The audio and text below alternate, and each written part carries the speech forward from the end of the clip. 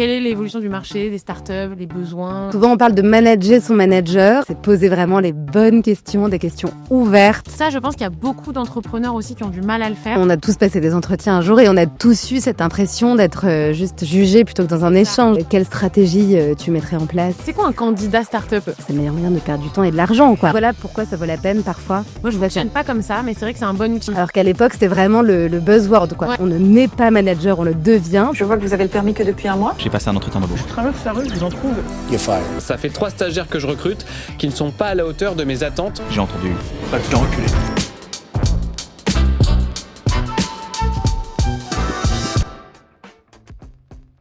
Salut Chloé! Salut Lana! Enchantée! Non, je la connais très bien. Aujourd'hui, je suis avec Chloé. Franchement, plutôt que de faire l'exercice de te présenter, je pense que tu vas te présenter bien mieux que moi. Donc, je te laisse nous dire qui tu es et te présenter. Merci de me recevoir. Du coup, qu'est-ce que je fais? Donc moi, je suis VP recrutement chez Ignition Programme depuis 8 ans. Alors je dis je suis, mais en fait, je viens juste de quitter l'entreprise, mais le temps que vraiment ça se fasse dans ma tête après 8 ans. Dire on, je, nous. Exactement. Et du coup, en tant que VP recrutement, j'ai eu la responsabilité de toute l'équipe sales. Donc, tourner vraiment accompagnement des entreprises et toute l'équipe recrutement, tourner accompagnement plutôt des candidats et entreprises par moment. Donc, voilà un peu le périmètre que j'ai occupé dernièrement. Est-ce que tu peux nous expliquer un peu ce que fait Ignition Programme pour ceux qui connaissent pas la boîte, pour que ça ait encore plus d'impact sur ton rôle? Ouais. Ignition Programme, du coup, aide les entreprises à recruter, à fidéliser les talents et ensuite à les faire grandir au sein de la boîte pour faire aussi évoluer l'entreprise également, donc via les équipes. Super. Alors pour l'anecdote, je dois le dire quand même, Chloé, j'avais postulé, je m'avais recalé. Vous croyez ça ou pas? Incroyable. Franchement, même moi, j'ai du mal à y croire. Je rigole, pas de souci. Moi, je dis toujours tout est pour le bien. Et voilà, au final, aujourd'hui, il y a pas de, je rigole, hein, c'est sans requin du tout, mais je trouve ça très sympa du coup que, finalement, là, la boîte, même si j'ai pas bossé avec, elle suit toujours le chemin, le parcours d'Atagis, donc c'est trop cool. Chloé, merci beaucoup. Ce qui est intéressant, la raison pour laquelle moi j'avais voulu te faire venir, te faire aussi intervenir plutôt dans ce podcast, c'est par ta vision d'experte sur le sujet et 8 ans auprès d'entreprises, sachant que initialement Ignition Programme, si je dis pas de bêtises, ils accompagnaient quand même les startups, donc les entreprises de combien à combien de personnes à peu près?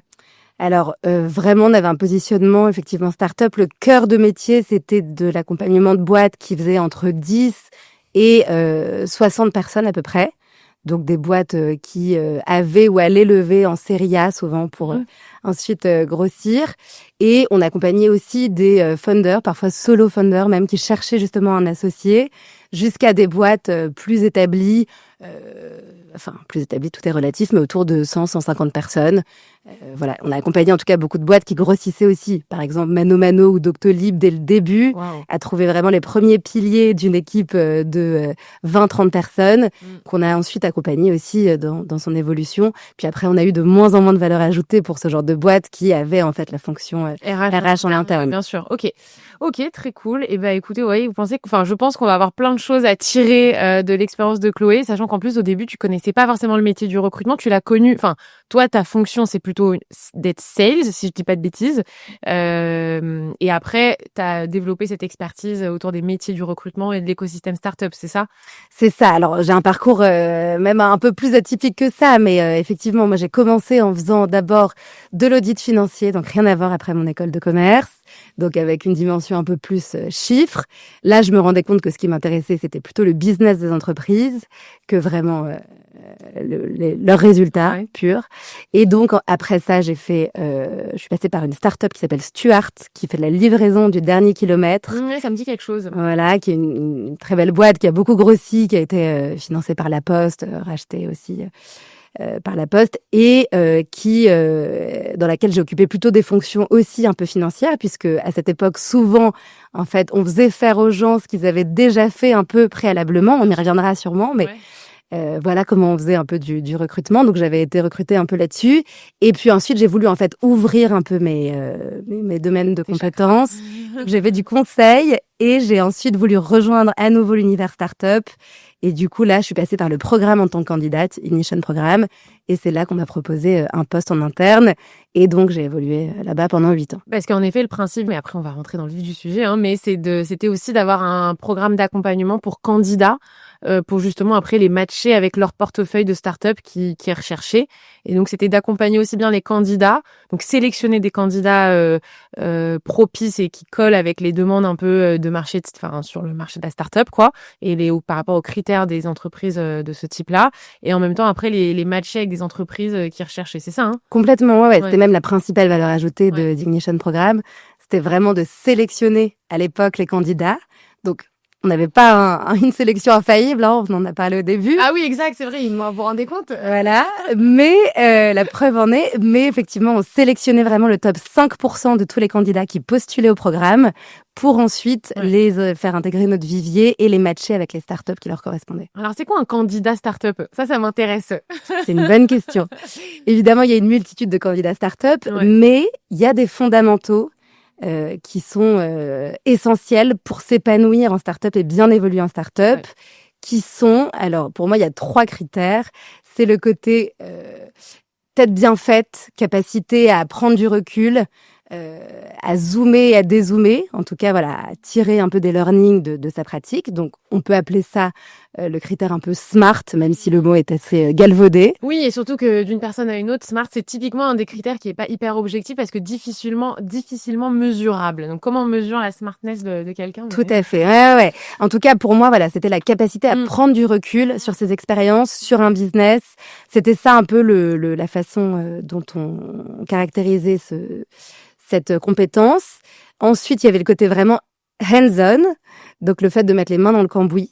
Ça, essentiel aussi, donc surtout pour les startups qu'on accompagnait au début, qui étaient vraiment très early. Qui réfléchissent et qui font après, qui déploient surtout, qui essayent, qui participent à l'effort, quoi. Ou qui font avant et qui réfléchissent après. Enfin, en tout cas, toujours un jonglage permanent entre les deux, exactement. Mais un côté mettre la main dans le cambouis. Donc, je me rappelle que des entrepreneurs se méfiaient de profils consultants, par exemple, avec vraiment la crainte que même s'ils avaient la tête bien faite, ils soient pas capables derrière de délivrer, de mettre les mains dans le cambouis sur des choses très opérationnelles au début. Intéressant. Parce que quand tu arrives dans une start-up au début, tu dois parfois aussi bien faire une facture à ton client, aller la chercher parfois chez lui à sa porte, tu vois, et puis je sais pas, t'assurer qu'il y a quand même du café pour le prochain client qui arrive si jamais il y en a plus. Donc c'est vrai qu'il y a un côté, en tout cas, il faut être capable d'être très très main dans le cambouis.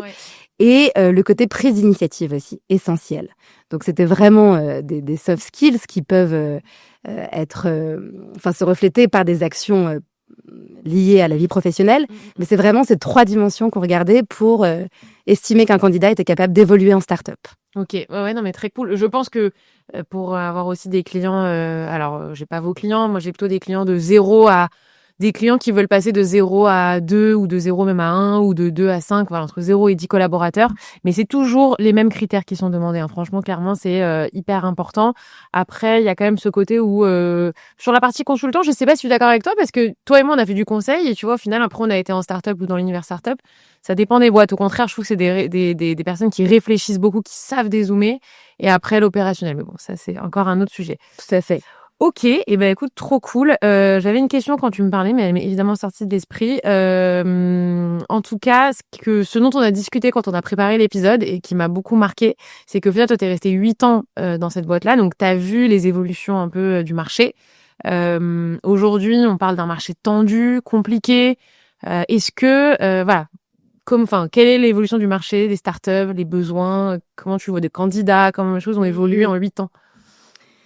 Ouais, alors Ignition Programme a été créé il y a plus de 10 ans, il y a 12 ans, en 2014, 11 ans, si mes calculs sont bons. Et du coup, effectivement, à cette époque, le marché des startups était pas très démocratisé dans la mesure où c'était un peu le démarrage, de tous les projets entrepreneuriaux qui cherchaient à recruter. Donc le début des investissements aussi de manière un peu massive en France. Et c'est là qu'on est arrivé vraiment comme innovant en essayant d'accompagner de manière spécifique ces projets qui avaient besoin justement de gens souvent polyvalents et de tempéraments plutôt que de compétences hyper précises, puisque les projets étaient en amorçage souvent. Et puis ensuite, le marché start-up, du coup, a connu un gros boom avec tous les financements qu'il y a eu aussi au moment du Covid, puisque il y a eu tout un ensemble de lois qui ont fait que, d'aides plutôt, qui ont fait qu'elles ont été soutenues et souvent qu'elles ont résisté du coup à cette époque. Donc ça, c'était vraiment la grande époque des startups, on va dire. Toute cette phase 2018-2020. Tu crois qu'elles ont trop recruté à ce moment-là? Effectivement, en tout cas, alors est-ce qu'elles ont trop recruté? C'est-à-dire que les KPI qui étaient les KPI de succès à l'époque ne sont pas les mêmes qu'aujourd'hui. Donc effectivement, à l'époque, le but c'était de pouvoir avoir le plus de cash pour dépenser un maximum et avoir le plus de traction possible, même sans être rentable du tout. Et effectivement, nous souvent les KPI qu'on partageait à nos candidats, puisque ce qui les intéressait, c'était quand même de connaître aussi un peu la tendance marché de la boîte et donc leur potentiel d'évolution à eux au sein de la boîte, c'était effectivement la croissance du chiffre d'affaires. On parlait vachement de ça à nos candidats. Et puis évidemment aussi le financement, le niveau de financement. Aujourd'hui, moi, ce qui rassure les candidats qui sont encore attirés par la start-up, c'est de savoir qu'elles sont autofinancées, rentables. La levée de fonds rassure plus du tout comme avant, quoi. Exactement. Alors qu'à l'époque, c'était vraiment le buzzword, quoi. Ouais, tu disais que la boîte avait levé tant, ça devenait une boîte hyper sexy.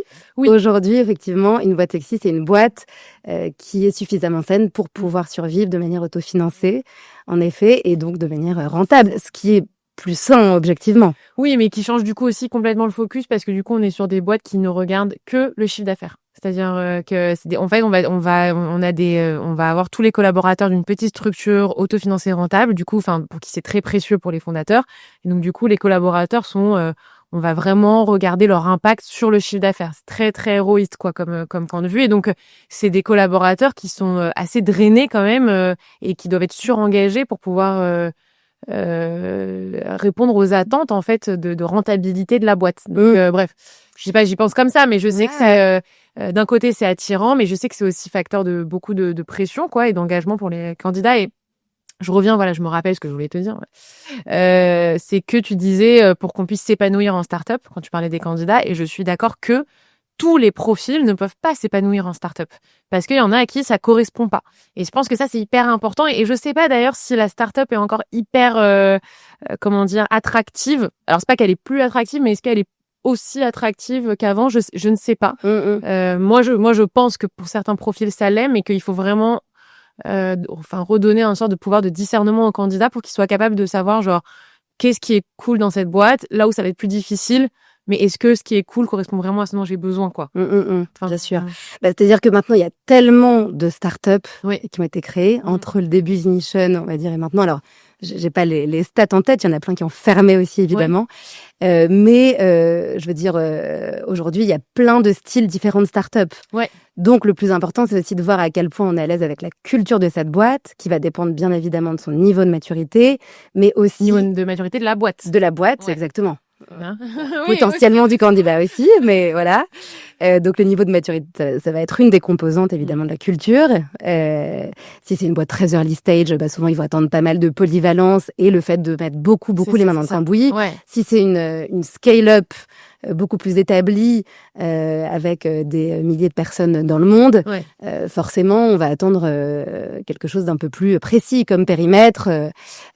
Voilà, donc c'est très différent. Et puis après, c'est souvent la personnalité du fondateur, pour moi, qui va impacter la culture. Hyper intéressant. Et après, ce qui va être clé aussi, à mon avis, pour que la personne s'épanouisse dans la boîte, c'est le fit avec son manager, puisqu'évidemment, après, on reste quand même... Si manager, il y a. Si manager, il y a. C'est un autre sujet. C'est ça, voilà. Ok. Compétences managériales, il y a. Oui, parce qu'on a beaucoup... parler aussi avec Chloé et je pense que tu l'as beaucoup vu, je vais te laisser après prendre la main là-dessus, mais et moi je suis confrontée quotidiennement avec certains de mes clients qui d'un coup sont seuls dans leur boîte, font tout plutôt bien, et c'est des gens qui ont pas l'habitude de déléguer, c'est leur bébé, leur boîte, donc ils font tout par eux-mêmes et ils le font encore une fois plutôt bien. Ils vont être en général accompagné de prestataires, de freelance, mais à un moment donné, il faut bien internaliser les compétences, il faut bien recruter, grossir, etc., avoir des gens vraiment engagés dans la société. et d'un coup, ils deviennent managers. Et je sais que c'est un stress pour pour certains entrepreneurs qui sont peut-être très doués dans leur business, mais à partir du moment où il faut être manager, et là on est plus sur de la gestion humaine, c'est plus du tout la même chose. Surtout que c'est des boîtes qui sont très focus marché. On n'est pas du tout sur des boîtes où on va s'assurer que le collaborateur, enfin, quand t'es 3-4, en fait, tu regardes ton marché, en fait, tu bosses et tu veux juste qu'il y ait de la croissance. Toi, j'imagine que t'as eu il me semble que t'as été spécialisée un peu dans l'accompagnement aussi de managérial. Je te laisse. Complètement, ouais. Oui, Nichon faisait du recrutement au départ, mais comme l'objectif était de créer des relations de travail durables, il a fallu très vite, on s'est aperçu, accompagner les boîtes à gérer l'humain, effectivement, et la carrière. Complètement. On partage le même constat et il y a beaucoup de gens. Enfin, déjà, on ne naît pas manager, on le devient pour tout le monde. Alors après, il y a plus ou moins de facilité à l'être, mais ce qui est sûr, c'est qu'il y a des outils aussi qui permettent de devenir manager. C'est pas du tout quelque chose d'intuitif. Il y a vraiment beaucoup d'outils qui consistent en des points one-to-one bien structurés, par exemple, des points d'équipe bien rythmés aussi, qui donnent la parole à tous, qui sont aussi des méthodes de communication, des modes de communication, et puis principalement l'écoute active, notamment, qu'on peut avoir avec ses collaborateurs. Ça, c'est un vrai outil, mais ça s'apprend. Alors après, il y a des gens qui sont naturellement un peu plus dans l'écoute, donc ceux-là, peut-être qu'ils vont plus facilement y avoir accès. D'autres qui sont beaucoup plus dans l'action, effectivement, et souvent, il y a des entrepreneurs qui ont fait leur business là-dessus et qui, en fait, ont du mal à prendre cette posture-là. Ouais. Et après, c'est OK de se dire, j'ai pas envie de devenir manager, j'ai pas envie de développer ces compétences, et du coup, je préfère déléguer ce job à d'autres, par exemple. Ça arrive aussi. Alors ça nécessiterait quand même des moyens, ça nécessiterait des moyens de pouvoir avoir quelqu'un intermédiaire, une sorte de DG ou autre. Pour un entrepreneur justement qui recrute ses premiers partenaires, on va dire, sur des compétences précises et donc qui doit manager, qu'est-ce que tu recommanderais quand tu t'es face à tes premiers management et premières difficultés peut-être, ou des craintes? Est-ce que tu as des petits outils comme ça, tu vois, qui te viennent de ce que tu as pu voir, toi? Ouais, je reviens juste déjà sur ce que tu disais.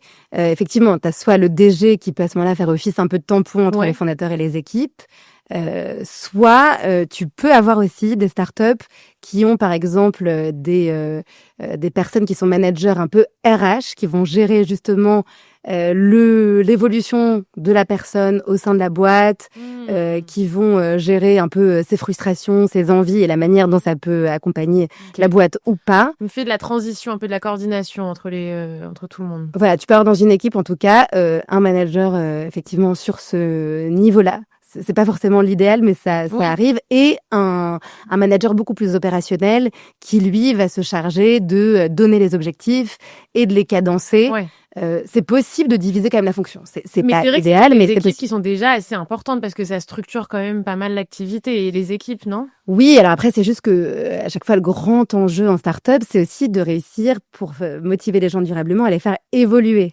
Et du coup, parfois, le fait de laisser une compétence ou enfin plutôt un champ de son scope à quelqu'un d'autre qui est plus doué pour ça et qui a envie de le faire peut permettre à la fois à la personne d'évoluer, à la personne de mon équipe par exemple à qui je veux donner cette casquette de manager un peu RH par exemple d'une ou deux personnes pour commencer et moi m'enlever aussi cette charge, donc ça peut être aussi un moyen de stimuler la personne. Mais quand tu passes d'un solo entrepreneur qui recrute je sais pas, j'en ai c'est vraiment mon quotidien ces deux premiers CDI et qui se sent pas forcément bon dans le management et qui a beaucoup de craintes, qu'est-ce que tu lui conseillerais? Ouais.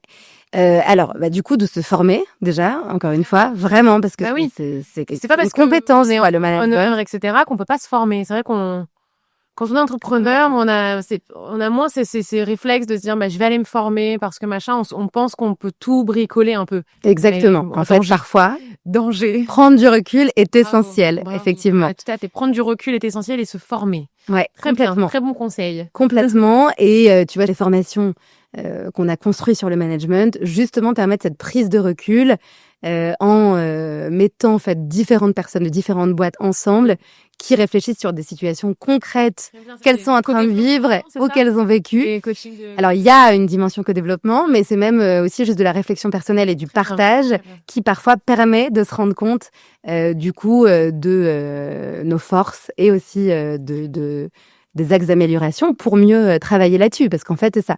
Et il faut aussi réussir dans ce cas-là, quand tu veux t'améliorer en management, et ça, c'est pas évident pour les entrepreneurs, à demander du feedback et à l'entendre. À demander du feedback. Et en fait, aussi donner le pouvoir, en fait, aux collaborateurs. Je pense qu'un entrepreneur doit dire aussi ça me fait penser, je recrutais, une des premières fonctions CDI, c'était il y a 2 mois avec une cliente qui vraiment recrutait ses premiers CDI. Qui était déjà hyper self-suffisante, mais dans le sens où elle était hyper efficace. Elle rodait déjà son truc très efficacement avec des freelances et elle avait une peur bleue de recruter ses premiers collaborateurs, mais elle en avait vraiment besoin. Et on a passé un entretien et en fait, moi j'ai dit pendant l'entretien, il faut qu'on explique, voilà, tu es le premier CDI, voilà les sujets de management que j'ai, qu'est-ce que tu attends de moi, sache qu'il y aura peut-être des moments où il y aura peut-être des maladresses et j'attends aussi de toi que tu sois en capacité de me le remonter et c'est aussi sur ces critères-là qu'on cherchait la bonne personne. Il y avait toute la partie compétences, mais on avait aussi besoin de quelqu'un qui soit suffisamment conscient, suffisamment mûr pour faire remonter aussi quand elle avait des besoins, quand elle avait des incompréhensions.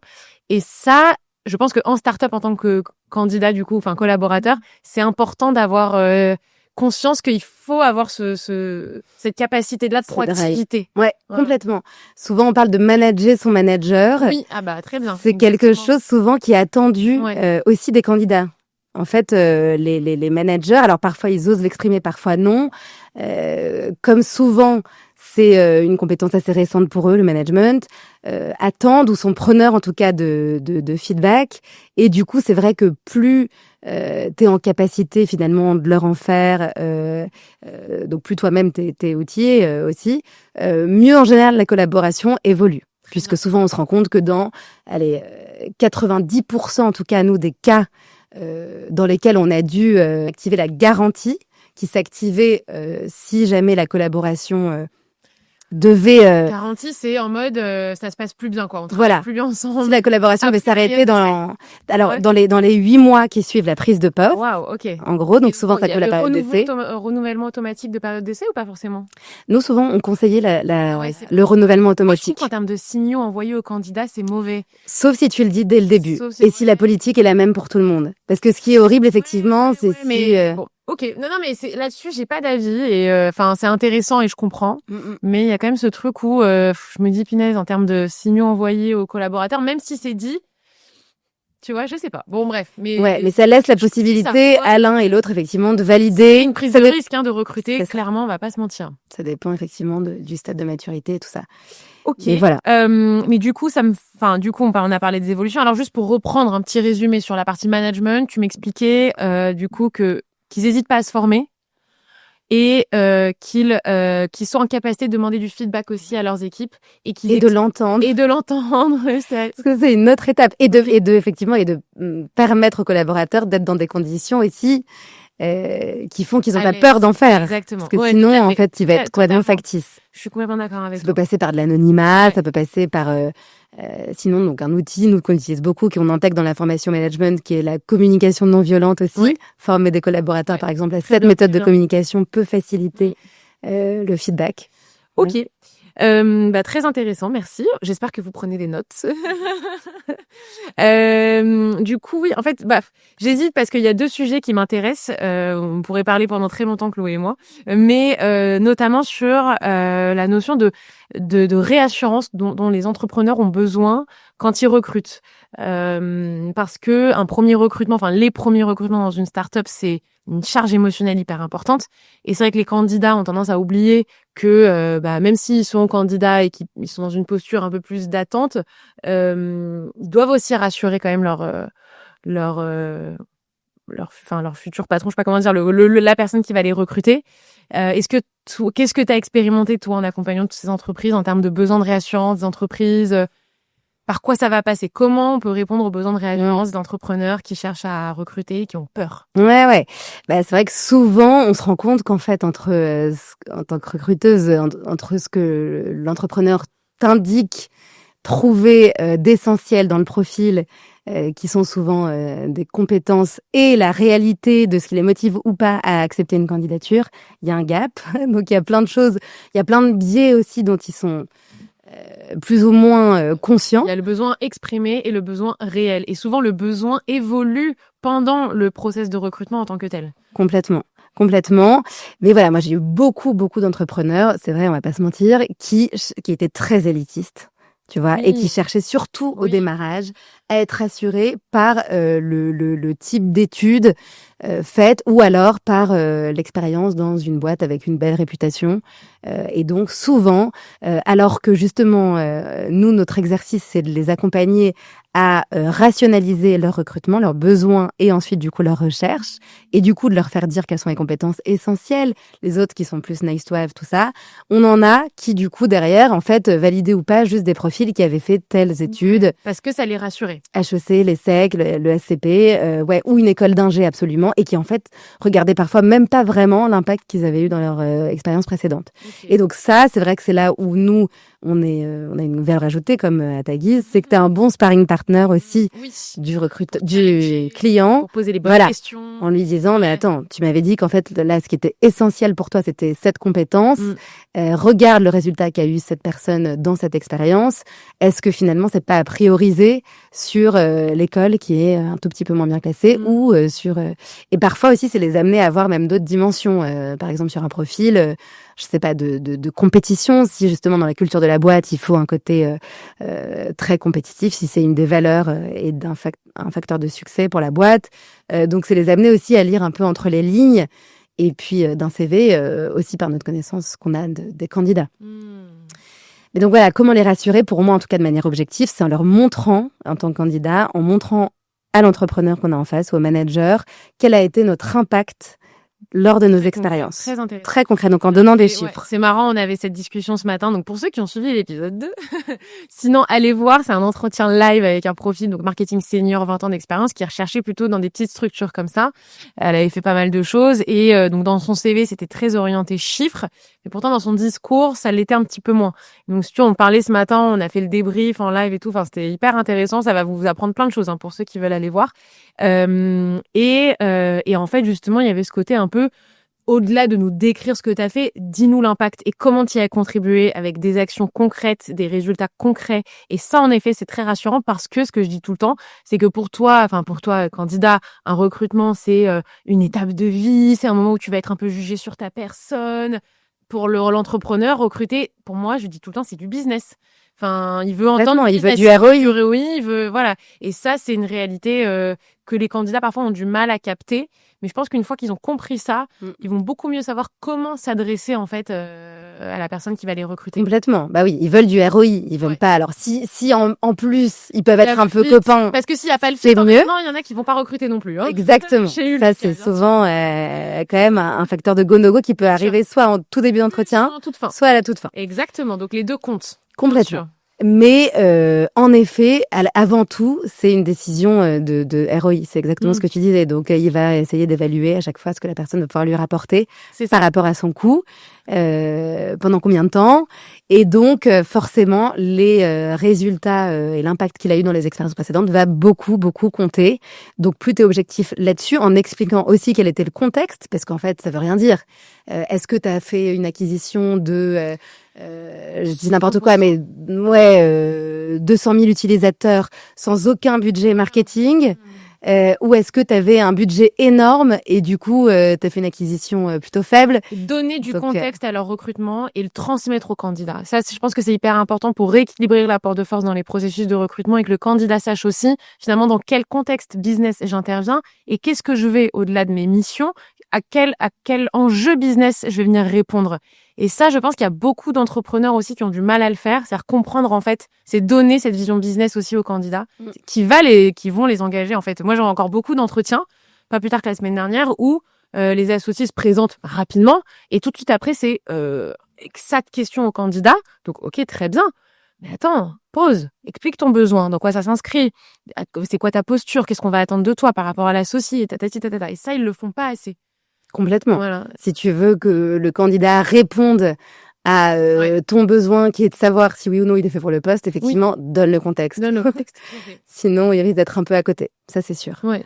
Après, il y en a qui attendent que le candidat se renseigne à fond, mais on n'a jamais les mêmes insights en regardant une fiche de poste que quand la personne nous redonne un peu le contexte. Après, au candidat de se préparer aussi, ça c'est pour les startups en tout cas important, à identifier les questions qu'il a envie de poser en amont d'un entretien. 100%. Parce que ça va démontrer aussi son esprit critique, ça rejoint les critères dont je te parlais au début, sa prise d'initiative et sa capacité aussi à faire du feedback, en tout cas à poser les bonnes questions. Et nourrir donc ce rapport un peu de transversalité pendant l'échange et pas être dans un truc posture haute, posture basse et j'attends qu'on me pose les questions et savoir si je réponds bien.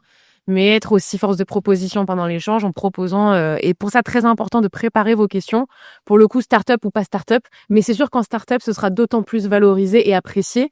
Alors on discutait de ça ce matin, tu me diras ce que t'en penses, enfin dans l'autre épisode du coup, c'est qu'on disait moi j'ai l'impression que dans les start-up les fondateurs qui recrutent, founders qui vont recruter, attendent des gens qui vont leur apprendre des choses, qui font mieux que ce pourquoi ils ont besoin de recruter. Vrai, pas vrai Alors oui, souvent, un entrepreneur va te dire que sa force, c'est de s'entourer des bonnes personnes, c'est clair. Alors après, ça veut dire quoi les bonnes personnes? Oui. Effectivement, est-ce que c'est forcément le meilleur dans sa discipline? Alors qu'est-ce que ça veut dire le meilleur? Parce qu'en plus, à chaque fois, tout dépend du contexte. Ou est-ce que c'est la personne qui va effectivement le plus pouvoir le compléter? Et c'est là que en fait il faut bien s'interroger sur quel est mon besoin à nouveau en tant qu'entrepreneur, pourquoi je recrute, est-ce que c'est juste pour la fame et dire que dans mon équipe il y a des anciens, parce que j'en ai vu il y a des anciens de chez machin, Mano machin, alors qu'en enfin je donne cet exemple au hasard alors qu'en plus maintenant, c'est une entreprise qui est tellement grosse que. Ouais. Mais oui, tu vois, j'ai tant d'anciens de machin, puis lui c'est un ancien de machin, puis lui c'est un ancien de tel. Enfin, tu vois, à l'époque c'était beaucoup, je sais pas, Uber. Ouais. Non, mais j'en ai encore des clients qui me disent non, mais en plus je trouve que d'avoir elle qui vient de chez un truc, ça fait bien quand même. Ouais. J'ai réussi à recruter la nana de chez tel endroit et tout. Alors oui, ça peut être un facteur de réassurance. Ça peut être intéressant, mais souvent c'est insuffisant. Il faut faire attention. Mais d'ailleurs, du coup, autre sujet, merci, tu me. Puis surtout quand la boîte est toute petite et que tu es dans un contexte qui n'a rien à voir avec celui qu'elle a connu. Bien sûr. Autre question, c'était justement sur le plus gros piège, et tu l'as un peu évoqué, mais parce qu'on en parlait sur le piège du recrutement dans des jeunes boîtes comme ça qui recrutent, petites, moyennes entreprises, c'est de ne pas définir le besoin en amont. Enfin, je vais te laisser élaborer là-dessus parce qu'on a un peu partagé les mêmes convictions dessus. C'est que c'est vraiment le piège, quoi, le plus gros piège. C'est ça, hein? Complètement.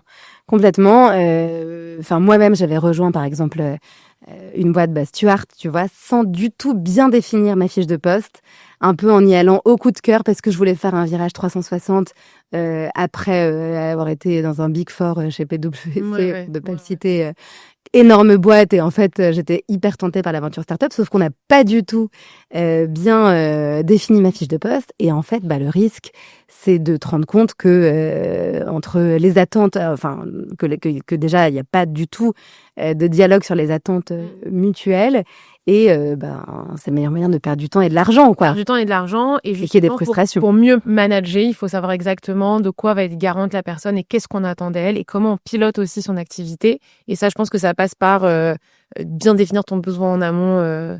Et c'est vrai qu'il y en a beaucoup qui le font pas et qui vont recruter un peu autour d'un profil ou autour d'un coup de cœur. Alors d'ailleurs, coup de cœur, pas coup de cœur, on recrute au feeling, on recrute pas au feeling, ça c'est la vraie question. Ouais. En tout cas, oui, il y a tout un exercice et il y a des méthodes pour effectivement bien identifier avec une scorecard, par exemple, ce dont on a besoin comme compétences hyper intéressant. Must have et nice to have, et on peut pas en avoir non plus 40 parce qu'à un moment il faut aussi prioriser parce qu'on peut avoir un profil qui sait tout faire non plus. Ok. Donc la pépite avec 10 000 pattes, on est d'accord qu'elle n'existe pas? Un mouton à 5 pattes. Écoute, j'ai cherché.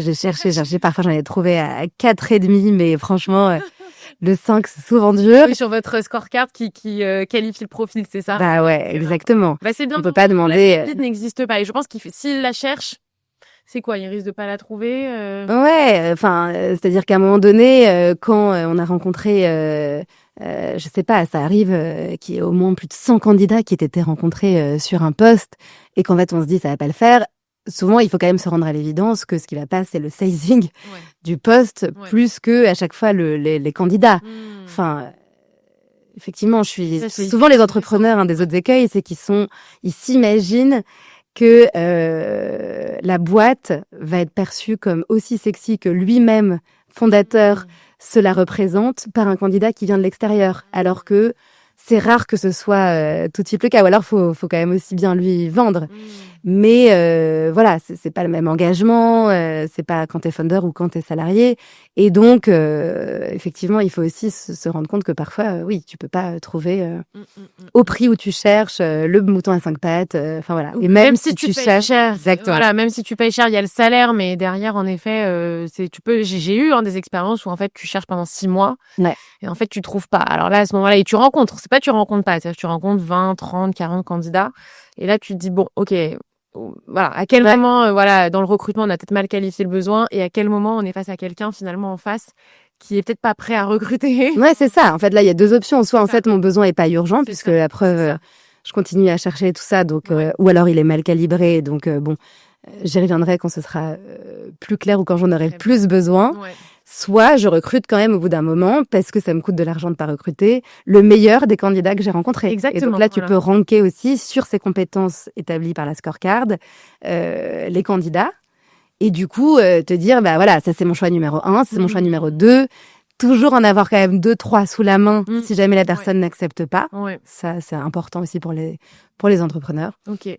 Parce que si t'as trouvé la pépite, la seule pépite et que t'as dit non à tous les autres parce que tu penses qu'elle va accepter et qu'en fait non, tu recommences tout. Alors c'est vrai qu'on me disait beaucoup qu'il y avait pas mal d'entrepreneurs qui disaient avant de me décider, je veux en voir beaucoup. Tu vois, jusqu'à où il faut voir et jusqu'à où il faut trancher. Ouais. Ça, c'est le syndrome de l'appartement, de la recherche d'appartement. Ouais. Parfois, tu cherches un appart, il a l'air parfait, mais tu te dis non, il faut quand même que j'en vois d'autres, puis tu passes à côté. C'est ça. C'est dommage. Après, parfois, tu t'en mords les doigts pendant plusieurs mois. Donc, non, je pense que effectivement, souvent, quand c'est une création de poste, t'as besoin quand même un peu d'expérimenter la théorie de ta scorecard à justement la réalité du marché et donc d'en voir quand même aller 5 mais mais des profils un peu différents en fait, avec des scénarios un peu différents Bien sûr. pour voir lequel s'en rapproche le plus, tu vois. Ouais, je suis d'accord. Par contre, si c'est un minimum, mais tu vois, à partir de 5, tu peux avoir un bon échantillon aussi. C'est ça. Ok. Et à partir de 5 candidats, vous pouvez déjà avoir un bon échantillon sur ce que vous aimez, ce que vous aimez pas. Exactement. Un échantillon qui vous plaise de base. Hein. Exactement. Un échantillon pertinent au regard de ce qui est cherché. Exactement. Et après, par contre, si tu recherches le 100e sales et que c'est hyper cadré et que tu as déjà raconté 1000 fois, bah en fait, tu peux très vite décider alors, autre écueil que je vois beaucoup, c'est moi, je veux chasser la pépite. Alors, peut-être on peut expliquer aussi aux personnes qui nous écoutent, on vous espère très nombreux, la différence entre la chasse de tête et le recrutement, parce que souvent c'est un peu confondu. En gros, la chasse, c'est un des canaux, oui, par lesquels un canot. Ouais. Merci. La chasse, c'est un des canaux, ce sera coupé ça. Hein. La chasse, c'est un des canaux par lesquels on va aller sourcer des CV. Ouais. Mais on peut aussi poster des offres. On peut aussi aller chercher même des canaux un peu plus informés, enfin différents quoi, sur les réseaux sociaux, des choses. Mais l'idée, c'est comment je m'assure de regrouper un maximum de CV qui peuvent correspondre à ma demande. Moi, je trouve que la chasse n'est pas toujours nécessaire. Et je pense que sans chasse, j'ai eu l'expérience en start-up de recruter des très bons profils qui étaient contents aussi de trouver des offres accessibles où ils pouvaient candidater. Et aujourd'hui, je recrute un profil senior head-off pour une start-up à succès qui a les moyens, etc. Mais voilà, sur une toute petite équipe. Et aujourd'hui, j'ai une approche hybride où je vais et laisser des candidatures, enfin une offre pour recevoir des candidatures, et en même temps aller faire de l'approche directe pour de la chasse. Franchement, j'ai pas forcément. En chasse, c'est juste que je suis plus proactive pour aller chercher. Mais en candidature, j'ai des bons profils aussi. Tu vois, c'est-à-dire que voilà, j'en ai peut-être un peu moins, mais j'en ai. Donc, quid de cet écueil il faut absolument chasser, ce qui coûte quand même plus cher à l'entreprise à côté de ça. Je sais que vous avez fini par chasser. Qu'est-ce que tu peux nous dire là-dessus?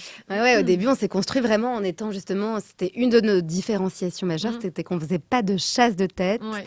On allait uniquement, en fait, matcher le poste vivier avec notre vivier de candidats actifs. Et votre force, c'était d'avoir un très bon vivier de candidats. Voilà. Ça, c'était une force. Et l'avantage, de ce vivier de candidats actifs, qu'on a toujours, hein, Ouais. c'était d'avoir des candidats super motivés pour changer de poste maintenant, avec des drivers qu'on connaissait, et du coup, qui n'allaient pas forcément être juste dans un dialogue de surenchère de salaire, par exemple, parce que souvent aussi, dans une start-up assez early, il y a quand même une contrainte parfois budgétaire. Bien sûr.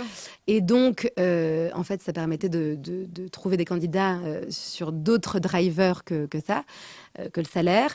Et puis aussi, c'était des candidats capables de se décider assez vite, puisqu'ils étaient en recherche active. Et du coup, voilà, tout pouvait aller beaucoup plus vite, quoi. Ouais. Donc, c'était vraiment les deux gros avantages.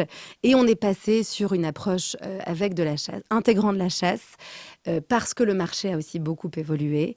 Et que maintenant, ce qui rassure aujourd'hui un entrepreneur, quand avant, c'était effectivement souvent, toujours les critères dont je t'avais parlé au début, smart, hands-on, prise d'initiative, c'était aussi la polyvalence et l'élitisme. Aujourd'hui, effectivement, ça va être souvent la spécialisation, parce que le marché a aussi mûri, que les startups ont aussi évolué. Oui, maintenant, il y a des besoins beaucoup plus précis, avec des verticales beaucoup plus précises.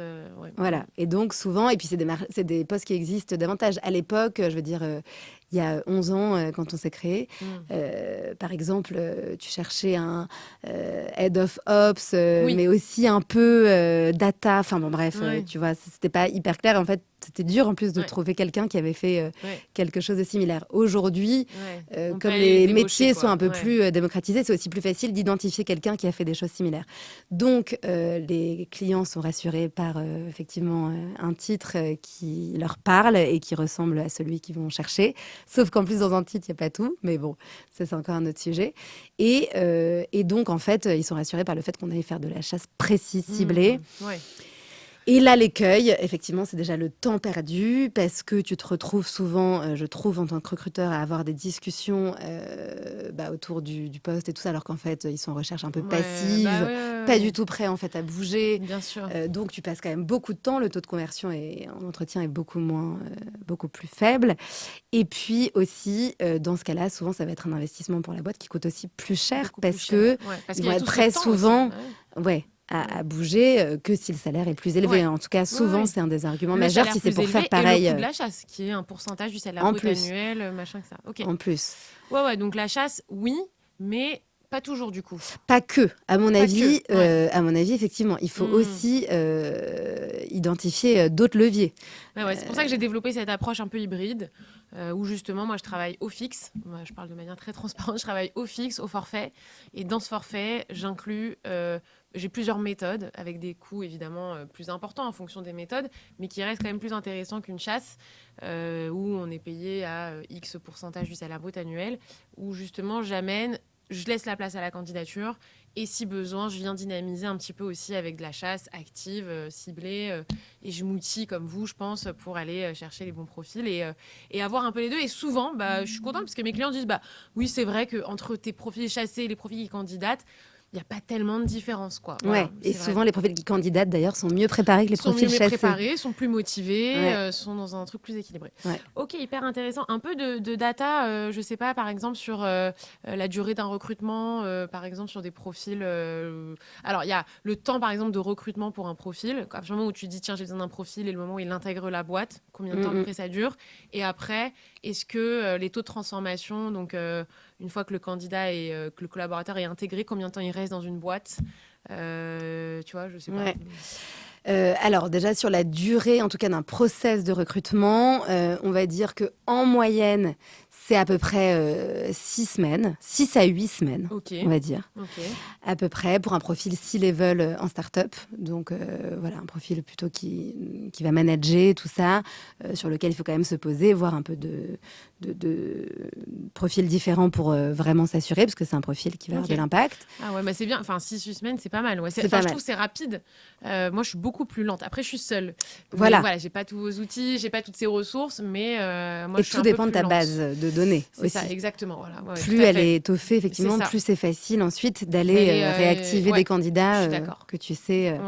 Mais voilà, en moyenne, c'est ça, mais ça dépend aussi du rythme que met la boîte en face. C'est pas que le recruteur. Oui. Parce qu'en La fait, réactivité. la réactivité est Voilà, clé. quand on envoie des CV, qu'on reçoit un retour 10 jours plus tard, voilà. Bah, c'est ça, en fait, c'est comme dans une relation, C'est ça. même. Alors, je connais pas les taux de transformation sur Tinder, mais si tu mets. Alors, c'est bien de se faire un peu désirer, Ouais. mais j'ai jamais eu la chance d'aller sur des apps. Peut-être un Trop jour. bien. Oui, elle est mariée. Mais donc, tu vois, plus t'attends, Oui. plus aussi t'as l'impression que l'autre te désintéresse, et plus tu peux être tenté C'est ça. plus enthousiaste à l'idée de continuer un process ailleurs. C'est ça. Donc, à la boîte aussi de rythmer bien les process d'entretien. Ouais. Et nous, moi, ce que j'ai toujours donné comme indication à mes clients, c'est de donner au moins un contact par semaine. Ouais. Tu vas de jamais laisser passer une semaine Non, je suis sans d'accord. contact Ouais, avec ouais. Quelqu'un qui t'intéresse. Très bien. Il faut faire avancer. Et Ouais. au pire, dire, écoute, désolé, on part en vacances. Oui. Donc là, on va je pars en mettre vacances plus de cette temps à faire semaine. un retour, machin. Ouais, très bien. Voilà. Mais on est Et en toujours termes de intéressé. data, par exemple, enfin, de retour sur le taux de transfo en fin de d'essai, tu vois, ou même après, combien de temps restent les gens en start-up Ouais. Alors, ça, c'est vrai que moi, c'est des datas que je suis surtout, on va dire, sur 1 an, puisque c'est souvent la durée un peu de la garantie qui, ensuite, me permet de parler de ce profil-là. Mais du coup, je dirais qu'il y a, en tout cas, quand c'est un bon recrutement, une durée de vie souvent du candidat dans l'entreprise qui est autour, on va dire, en start-up, de 3 ans. On D'accord. va dire que souvent, au bout de 3 ans, les candidats peuvent se heurter un peu à ce qu'ils pensent être un plafond de verre, Ouais, ou ouais, alors la ouais. boîte peut avoir moins de perspectives aussi à offrir. Complètement. C'est le lot Ou des alors la startups. boîte doit licencier, licenciement économique, on en connaît beaucoup. Exactement. Voilà. Tout à fait. Donc voilà, bref, il y a plein de raisons. Donc je dirais que en moyenne, quand le recrutement est bon, ça dure 3 ans. Ok. Mais après, il y a aussi, ça c'est les stats vraiment récentes qu'on avait, tu as aussi 60% des candidats recrutés en start-up qui ne restent pas plus d'1 an dans la Waouh. boîte. C'est les candidats qui partent. Alors, Ou l'un ou l'autre. mutuellement. L'un Ok. ou Ah, l'autre. waouh. Ok. Mais voilà, tu as 60% des candidats C'est fou. qui restent moins d'1 an en start-up parce que il y a plein d'écueils justement dans le recrutement. Et donc, effectivement, la période d'essai qui seront soit à cause de l'un, soit à cause de l'autre, quoi. Soit problème de culture, soit problème de fiche de poste, soit problème de performance. Donc voilà pourquoi ça vaut la peine parfois de faire appel effectivement à un expert Oui, comme toi merci. Comme vous. pour recruter. Mais d'ailleurs, en plus, on a discuté. C'est vrai que, bon, enfin, de toute façon, moi, c'est pas du tout la logique, mais j'ai le mot que quid. Quid Qu'en est-il de la concurrence Ignition et Tagis? Mais on s'est, enfin, moi, évidemment, je vous dis, j'ai pas du tout la taille d'Ignition, j'ai pas du tout les ressources et l'organisation. Donc, au final, c'est presque complémentaire, je dirais, mais hyper intéressant. En tout cas, il y a une vraie expertise avérée et ça, on peut pas leur enlever. Donc hyper intéressant. Après, du coup, voilà, on travaille différemment. Vous, maintenant, vous faites que de la chasse, c'est ça, hein? Enfin... Il y a aussi, on active aussi la base de Oui, candidats. une base de candidats. Qu'on a, voilà, qui Ok. est une très grande base de candidats, du coup, puisque ça fait 11 ans qu'on l'exploite. Et donc, les candidats aussi, souvent, contents de leur expérience, reviennent à nous lors de leur Et vous prochaine êtes recherche. investi dans le process aussi ou pas? C'est-à-dire que vous suivez vous faites les entretiens avec vos clients, vous suivez les candidats, ou alors vous êtes juste dans du sourcing, présentation, coordination. Mais après, c'est up to la boîte et c'est eux qui gèrent leur process, c'est eux qui se débrouillent, quoi. Ouais, non. On accompagne systématiquement la boîte déjà à bien calibrer son process de recrutement. Souvent, la boîte demande un peu de conseils sur le type de cas pratique aussi. Oui, bien sûr. Qu'elle pourrait utiliser. Et type de cas, bien sûr. Voilà, moi, ce que je conseille toujours, c'est d'être le plus concret possible Ouais. et le plus proche de ce que la personne va faire au quotidien. Par exemple, pour un sales junior, même faire des simulations de ce à quoi ressemblera ses calls de prospection et ensuite ses rendez-vous clients dans lesquels ils devront répondre à des objections ou présenter la boîte et voilà, voir un peu comment ils se comportent. Pour un directeur marketing, ça va être faire aussi, voilà la situation de la boîte, voilà ce qu'on veut atteindre, voilà les obstacles auxquels on est confronté. Quelle stratégie tu mettrais en place sur les 3 premiers mois, par exemple, pour booster l'acquisition? Il y a beaucoup de candidats qui râlent parce que ils ont l'impression qu'on les fait bosser for free, gratuitement, et qui disent en mode, mais ça, moi j'ai eu une candidate qui est sortie du process, parce qu'elle m'a dit ça, c'est presque une mission de freelance, donc je vous la fais pas. Ouais. Et on s'est remis en question, hein. On s'est posé la question avec ma cliente, on s'est dit est-ce que c'est vraiment le cas, est-ce que vraiment on a un peu exagéré, etc. Et on a des candidates qui se sont prêtes à l'exercice. Mais on a quand même pris en compte son feedback et moi j'ai rappelé chacune des candidates qui étaient investies sur l'étude de cas pour en parler avec elles, les rassurer et aussi peut-être recalibrer 2-3 petites questions parce que c'est vrai que ça fait beaucoup, mais ça va toujours avec ce besoin de réassurance. C'était ses premiers CDI, ça va toujours avec ce besoin de réassurance de l'entrepreneur qui a besoin de se dire ok, je vais recruter quelqu'un, je vais prendre un risque pour ma boîte, je vais mettre des charges sur le dos, charges mentales, charges financières, etc., etc.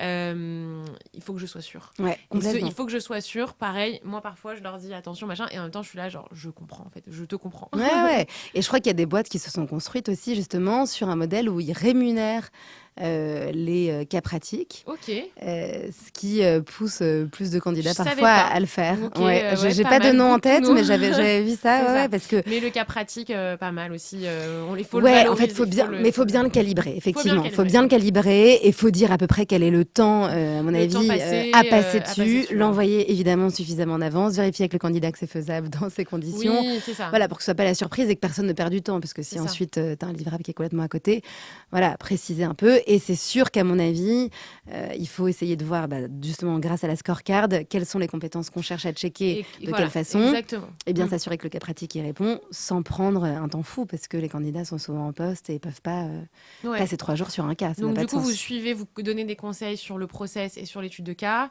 Ouais. mais vous n'êtes pas investi dans la prise de décision, les entretiens, ou si? Alors si, souvent on l'aide à discerner. Par contre, alors ça arrive qu'on soit à l'entretien, un peu plus, si l'entrepreneur le souhaite, on peut le proposer. Tu vois, si vraiment c'est le tout premier entretien qu'il fait avec un profil de ce type-là, s'il est super rodé, etc., souvent il a plutôt envie de continuer à dérouler. Et donc nous, on va Oui. être là pour le challenger après C'est bien, l'entretien. c'est bien. Toujours un peu au regard de la scorecard, Ouais. pour vérifier qu'il a bien établi. Après, moi, j'ai eu des clients qui me disaient c'est bon, moi, juste source-moi les bons profils et tout. Et en fait, on se rendait pas compte, mais en termes de maturité sur la manière dont ils vont dérouler le process de recrutement, moi, j'ai pris la commande et en fait, voilà. Et au final, parfois derrière, il faut quand même faut boucler 2-3 petites choses parce que c'est pas parce qu'on pousse des CV que c'est forcément des gens à recruter. Il faut les qualifier, il faut les qualifier. Il faut les qualifier à travers le process et le process a toute son importance. Le sourcing, c'est le début et Complètement. ça a toute son importance. Le process, c'est essentiel. Essentiel et un bon process, voilà. Mais bon, enfin très rapidement parce que je vois déjà que le temps passe et on a les questions à traiter aussi d'un candidat qui nous a soumis des questions. Rapidement, un ou deux ingrédients d'un bon process. Ouais. Alors, je dirais que c'est toujours cette fameuse scorecard qui vraiment objectivement vient définir donc les compétences nécessaires pour répondre à tel et tel et tel objectif. Donc d'abord en fait définir à chaque fois l'objectif de ce recrutement. On sera content si la personne atteint quel résultat d'ici 12 mois. Souvent, on peut se projeter en start-up que sur l'année. On le décline en d'ici 6 mois, d'ici 3 mois, pour vraiment essayer d'être le plus proche possible de la réalité. Une fois qu'on a ces objectifs qui sont précis, je serais content si la personne atteint ça, et du coup définir les compétences qu'il faut, donc hard skills et soft skills pour y arriver, parce que parfois ça va être du coup embarquer les gens, ça va être coordonner des équipes, et donc ça va nécessiter aussi typiquement d'avoir des soft skills et pas que des hard skills du tout. Et tu as des très bons sur des hard skills qui en fait ont pas cette capacité de leadership, tout ça. Et ça, si tu l'as pas établi, tu risques de te planter. Et donc bien établir tout ça et ensuite pouvoir scorer du coup les candidats par exemple de 1 à 5 sur ces différents critères, et à chaque fois les prioriser. Avec des must-have et des nice-to-have. Ça oblige à objectiver quand même un petit peu Moi, je fonctionne pas comme ça, mais c'est vrai que c'est un bon outil. Je l'ai fait pour certains clients qui avaient vraiment beaucoup de difficultés dans la prise de décision et le discernement post-entretien. Et qui avaient tendance à pas savoir comment filtrer. Donc, ils faisaient un peu passer tout le monde, mais en même temps, ça fonctionnait pas non plus parce qu'ils étaient pas non plus super conquis, mais ils savaient pas en fait à quel moment je dis oui, à quel moment je dis non. Et donc, on a créé un peu une sorte de notation pour les obliger un peu à objectiver l'entretien et se dire ok là en fait ça j'ai pas aimé, ça j'ai aimé, etc. Ouais. Donc ça pour moi les deux tu me demandais c'est effectivement scorecard pour objectiver et rythme. On en parlait aussi parce qu'en fait rythme, sinon tu on est d'accord, trop de candidats et réactivité, contact et fluidité, communication à mort. Complètement. Et puis, il faut Ouais. que tous les candidats soient à peu près au même niveau en même Ouais. temps si tu veux Oui, les comparer, c'est ça, parce que c'est ça. sinon, tu Ouais. t'en sors jamais. C'est ça, Et exactement. donc, disponibilité, voilà, qui dit rythme, dit Hmm. disponibilité à anticiper pour voir aussi les candidats en entretien si le recrutement est une priorité. Parce que tu perds de l'argent tant que tu n'as pas recruté la personne. Totalement. Et voilà, donc ça pour moi, c'est clé. Et puis après, on peut rajouter la dimension fit, mais tu m'en parlais tout à l'heure, on n'a pas eu le temps d'aller beaucoup plus loin là-dessus. Mais oui, le fit est essentiel et je pense qu'un entretien fit qui est bien fait est clé. Ok. Et Entretien fit qui est bien fait, pour Ouais. moi, c'est effectivement. tu le mets plutôt en poser- début ou fin de process? Ça dépend de l'importance que ça a. Je trouve que si vraiment c'est essentiel, c'est bien de le mettre en début de process. Ouais. Tu vois, s'il y a Ouais. quelqu'un qui vraiment peut être là pour le faire, c'est ce qu'il y a de mieux. Mais souvent, c'est pas le cas. Il faut être objectif et du coup, les gens vont chercher d'abord des compétences. Ouais. Et à la fin, vont valider. Et le après, vont fit. valider ou pas le fit. Ouais. Et du coup, vont le faire plutôt à la fin. Et dans ce cas-là, effectivement, en tout cas, c'est poser vraiment les bonnes questions, des questions ouvertes, demander aux gens des exemples dans lesquels ils sont distingués pour démontrer, pour se situer par rapport à telle valeur, par exemple, qui sont les valeurs de la boîte. Et puis, oser aussi, pendant cet entretien de fit, dire quelles sont les valeurs ou les manières de faire Oui. qui ne sont pas forcément les plus Oui, c'est ça, mais valorisées. c'est ça. Mais dire, par, voilà comment on fonctionne. la société. Exactement, totalement. Travailler, donner beaucoup de transparence et avoir beaucoup de conscience de soi aussi en tant qu'entreprise pour en dire voilà ce qu'on est, voilà ce qu'on n'est pas, Ouais. voilà ce qu'on aimerait être, mais voilà ce que tu vas rejoindre. Ouais. Ça te convient pas. Et ça, c'est hyper important aussi, je pense, d'avoir beaucoup de lucidité là-dessus. On en parlait pour le management. Ouais. Pareil, en termes de, voilà, voilà comment je fais ou je ne fais pas de feedback. Voilà, en termes d'animation d'équipe, ce qu'on fait pas encore, on n'en est pas là. Notre focus est plutôt ça. Donc, ne t'attends pas à ça. Ça veut dire qu'on n'y tend pas, mais on n'y est pas, quoi, encore. Ouais, complètement. Et c'est OK. Et donc, pour un candidat, ça veut dire aussi, plus tu es authentique en entretien valeur, en général, plus ça a des chances de bien marcher ou pas. Mais voilà, de te rendre compte, en tout cas, que ça matche ou pas. Hyper intéressant. Bon, j'espère que, en tout cas, ça a donné pas mal de clés concrètes aux entreprises pour comprendre comment peut-être cadrer un petit peu, professionnaliser ces recrutements-là. Ce que je te propose, c'est que je vais te soumettre des questions. Donc, on a Anis, et il va se présenter dans la petite vidéo que vous allez voir juste là. Bonjour Lana, bonjour Chloé, merci de me laisser le temps de poser ma question. Moi c'est Anis, j'ai 27 ans, j'ai suivi un cursus en sciences politiques et en relations internationales et aujourd'hui j'ai acquis presque 3 ans d'expérience Et donc Anis dans les enjeux de nous a durabilité soumis 2 en questions entreprise. et j'aimerais que tu puisses y répondre. Ma question va porter sur la façon dont on pourrait humaniser davantage les processus de recrutement, car parfois on a l'impression de devoir jouer un rôle pour correspondre à une version très normée du professionnalisme et de voir l'entretien comme si c'était une performance. Là où la génération d'avant, et celle notamment de mes parents, on avait un coup de fil et le lendemain on avait un test et on travaillait. Aujourd'hui, les processus se rallongent, on a jusqu'à des tests psychométriques qui peuvent être exigeants et longs. Donc ma question est la suivante, comment on peut aller vers un recrutement plus authentique, plus équitable, sans tomber dans une mécanique d'entre-soi, En fait, cette d'élitisme question, pourquoi elle est ou intéressante? d'évaluation Parce que formelle. elle montre aussi Merci. le fossé. Et ces questions-là, ça représente énormément de questions que moi j'ai de la part des candidats sur les réseaux, parce que je suis sur TikTok à ta guise, vous pouvez me suivre si vous voulez, tous les candidats pour avoir des conseils, qui montrent le fossé, tu vois, finalement. Parce que nous, on se dit, on est évidemment qu'il faut qu'on calibre, qu'on qualifie, qu'on sache, qu'on soit rassuré. Mais pour les candidats, c'est une souffrance, quoi, tu vois. Donc, Complètement. sa question, je l'entends. Tu Ouais, vois, nous, on a- complètement. Complètement, on a tous passé des entretiens un jour et on a tous eu cette impression d'être juste jugé plutôt que dans un C'est ça, échange. C'est ça. Donc, Et oui. des choses très longues, machin, etc. Et souvent, c'est pas une super expérience candidat. En fait, Ouais. l'expérience candidat est clé aussi pour bien Ouais. recruter. Donc, Ouais. effectivement, je pense qu'il faut absolument que les boîtes en tiennent compte Mm. quand elles veulent recruter. Puisque quand tu ressors d'un entretien en te disant ouais, c'était super agréable, ça Oui. me donne envie d'y bosser, quoi. C'est clair. Donc voilà. Et comment le faire? Déjà, à mon avis, en faisant du live, Ouais. en présentiel, en se rencontrant en tant Ok. qu'humain. Déjà, ça Mm. humanise quand même, plutôt que d'être derrière un ordi où voilà, parfois t'es beaucoup plus froid. Et puis après, c'est ce que tu disais, en partageant aussi beaucoup en tant qu'entreprise. En redonnant un peu de pouvoir au candidat, en lui partageant les choses. Les choses bien et les choses moins bien. Ouais. Les choses sur lesquelles ils galèrent. Pourquoi est-ce qu'on fait ce recrutement aujourd'hui ? Pourquoi est-ce qu'on ne trouve pas aujourd'hui ? Quelle est la difficulté ? Là où on se remet en question. Donc que l'entreprise montre un peu de vulnérabilité et qu'elle sorte de ce rapport de force candidat-entreprise. Voilà. Et là, et je pense que même les startups, on pourrait dire que c'est actuel et tout, je suis sûre que moi j'en vois qui tombent encore dans cet écueil d'être dans un entretien de je coche les cases et pas dans un échange, quoi. Complètement. Donc, ok. Et donc, c'est le mot-clé, la vulnérabilité. Je suis étonnée que ça soit pas venu avant, parce que c'est vrai que pour moi, c'est une façon pour les deux parties de se rendre compte que la collaboration va être un succès ou pas, d'être hyper intéressant. Merci. Alors, deuxième question de Anis.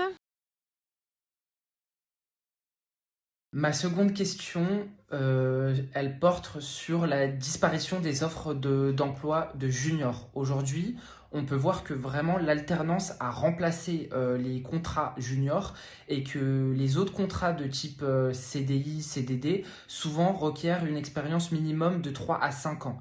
Comment est-ce qu'aujourd'hui on peut imaginer mieux accompagner les jeunes talents qui ne souhaitent pas rester dans leur entreprise de formation ou si celle-ci ne recrute pas, car c'est aussi une réalité. Ouais, c'est une bonne question.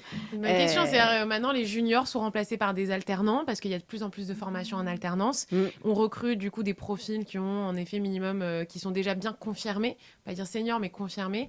Et qu'est-ce qu'on fait des profils sortis d'école 0-2 ans en fait, et finalement qu'est-ce qu'on attend d'eux à la différence des alternants? Et ça, c'est une vraie question. Ouais. Pour moi, effectivement, c'est souvent beaucoup plus intéressant d'un point de vue héroïste de recruter quelqu'un qui sort d'école et qui va chercher à vraiment acquérir des compétences et à se donner sa valeur. Exactement à 200%, comme c'est souvent le cas dans une première expérience, plutôt que recruter quelqu'un qui en a déjà une, avec parfois des habitudes qui ne sont pas en plus les bonnes dans une autre entreprise et qui sera plus cher a priori. Okay. Donc c'est toujours un ROI à voir. Après, il y a aussi la différence entre ce qui est noté sur la fiche de poste, par exemple, expérience requise entre 3 et 5 ans, et la réalité de ce qu'ils sont prêts à recevoir. Candidats, oser même si proposer. 3-5 ans, même si vous avez 0 ou 2, et qu'en effet, vous avez un bon bagage d'alternance, ça veut dire que vous avez quand même un peu d'expérience ou un bon stage. Là, en effet, ça peut être intéressant de postuler. Il ne faut pas se brimer, quoi. Exactement. Et les femmes le font beaucoup, apparemment. Se brimer.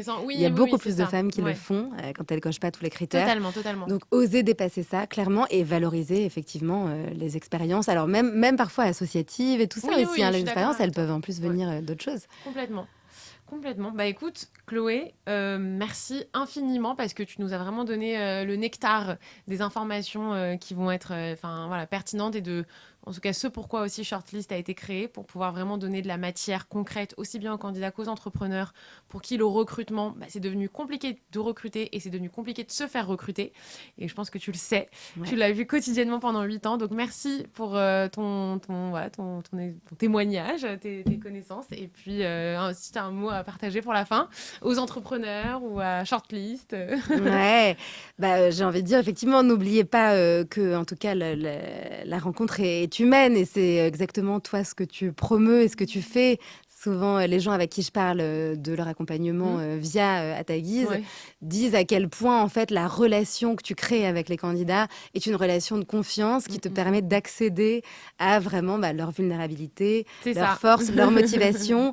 Et il n'y a que ces éléments-là qui font ensuite qu'on est capable de déterminer si la collaboration est bonne ou pas. Donc, effectivement, humaniser, comme le suggère Anis, c'est clair, un maximum le recrutement, parce qu'on reste quand même Même si c'est du business, on le sait, mais voilà, on est d'accord. Merci beaucoup, Chloé.